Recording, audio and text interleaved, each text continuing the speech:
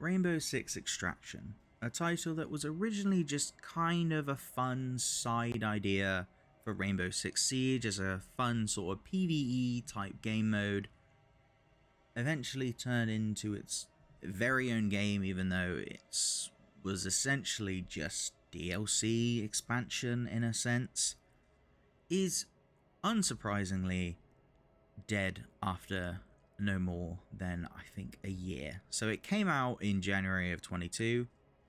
There have been no new operators since August of 22, and even the main screen, as you can see at the bottom, still says 2022 Ubisoft Entertainment.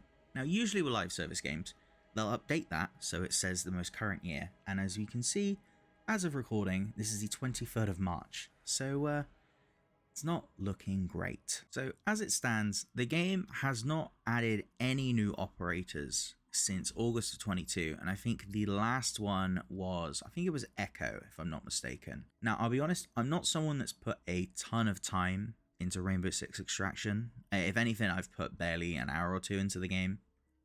But I picked it up thinking, hey, I want to enjoy the gameplay of Rainbow Six Siege without needing to be good at the game. And Rainbow Six Extraction did exactly that. It allowed you to enjoy the framework of Rainbow Six Siege without needing to play online. Obviously, you can play online if you so desire, but you don't have to.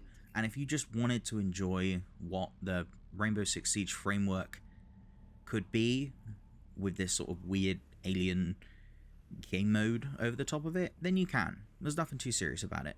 But lo and behold, as is the case with almost all service games that aren't as massive as something like Fortnite or other, massive titles that have just, completely taken over the space, they die, and they die very quickly. Now, Rainbow Six Extraction is one of them. Now, the game is not officially dead. No one has said that the game is dying. They haven't said they're shutting down servers, but the game just has had no support in a very long time. Like, there's no new maps, no new areas. There's like 2 new operators. I could be wrong on that one, don't quote me. There's just not anything new added to the game, and that's part of the problem on why it died in the first place. So the game is essentially in maintenance mode, I believe the term is, where it's run by a very small team that basically just keep it up and running until someone decides keeping this server up is not worth the money or the hassle, and then they'll be like, okay, we'll kill it in 6 months, and they'll give us a date, and then it'll die, and then it'll be added onto the pile of games as a live service titles that are never playable again. Now, the game does have, an offline solo play component. I don't know if it's offline only. I'm not 100% sure on that one. Hopefully, when they turn off the servers, the game is still playable in a solo regard, because if it's not, well, it's just yet another reason that the live service trend just needs to die and be done and never be touched again, because it is bad for everyone involved. But yeah, Extraction was one of those fun ideas. I feel that when it came out, I think a lot of people kind of enjoyed they enjoyed the small nuance it brought. It was, something a bit different, and if you didn't like the competitive nature of Siege, but enjoyed like the gameplay, as myself can attest to, it was pretty much exactly what you wanted to be able to enjoy a more sort of less serious affair. And obviously there are tons of people playing the game out there that have did incredible guides and builds and stuff. Well, I'm not sure build's the correct term, but like walkthroughs of levels and stuff, and how best to do each mission type and stuff. And there was some interest in the game, but part of the problem with this one, I think a lot of people can attest to, is that the idea was initially, it was a side event in Siege that people could play, and it probably should have just been a free, fun game mode for people to dip in and out of. And then, as it turned out, little bit more bit off a little bit more than they can chew. Admittedly, I get it. There is a fair amount to do. I mean, there's a fair few maps. All the operators, you know, play differently to how they do in Siege, from what I understand.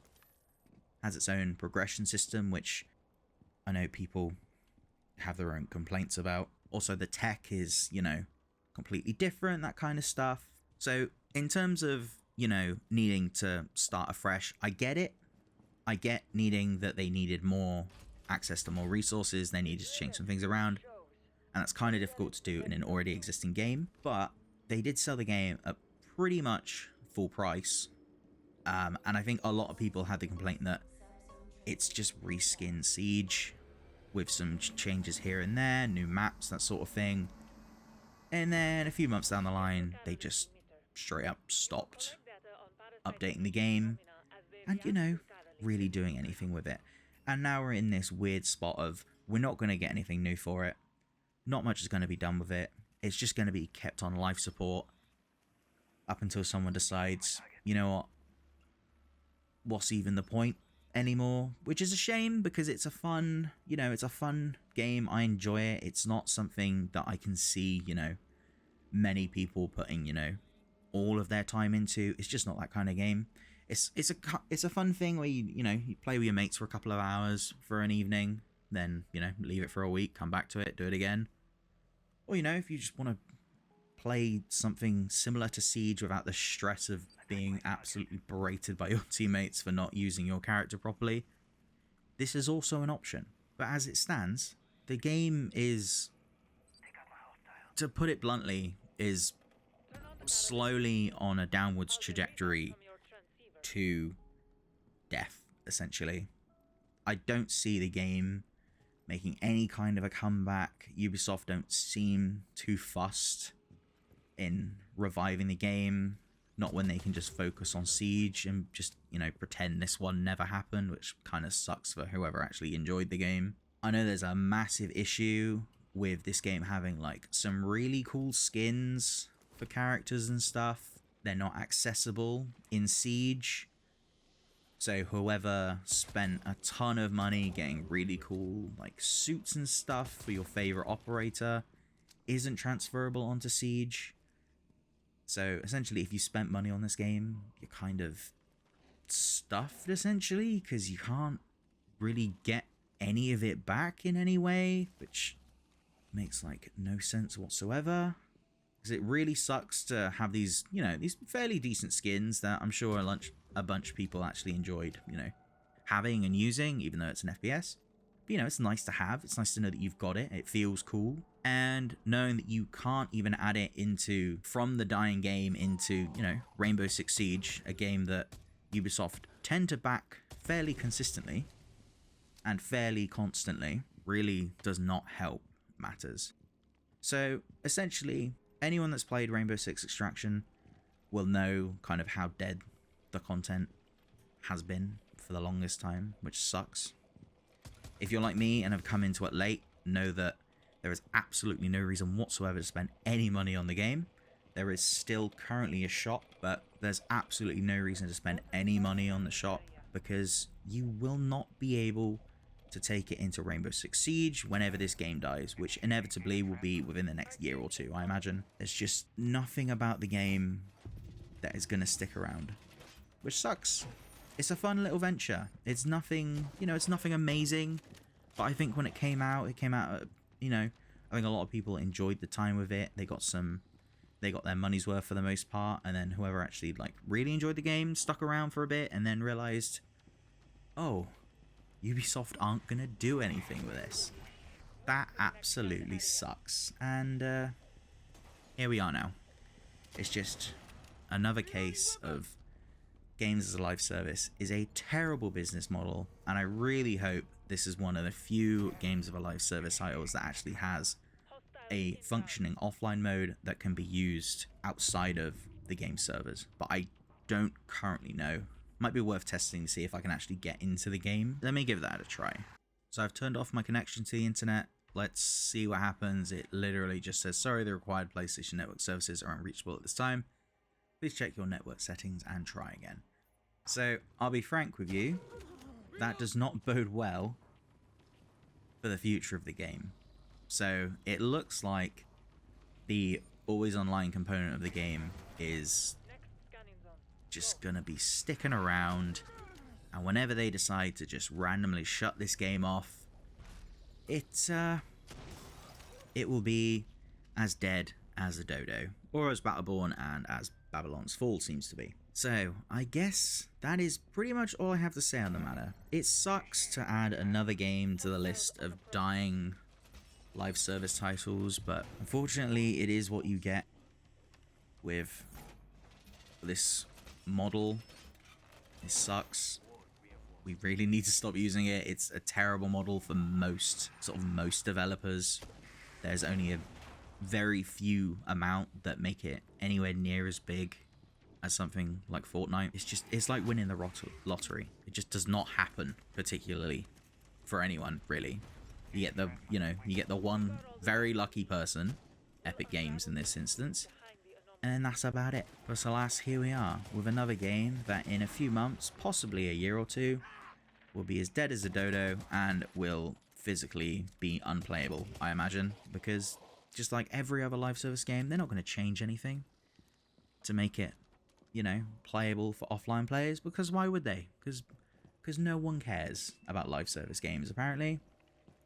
Apparently, game conservation is just a dead media, and we should all give up on it, which sucks, because as bad or as troubled as a game is, someone somewhere has put a lot of, blood, sweat, tears, and passion and effort into it, regardless of how well it turns out.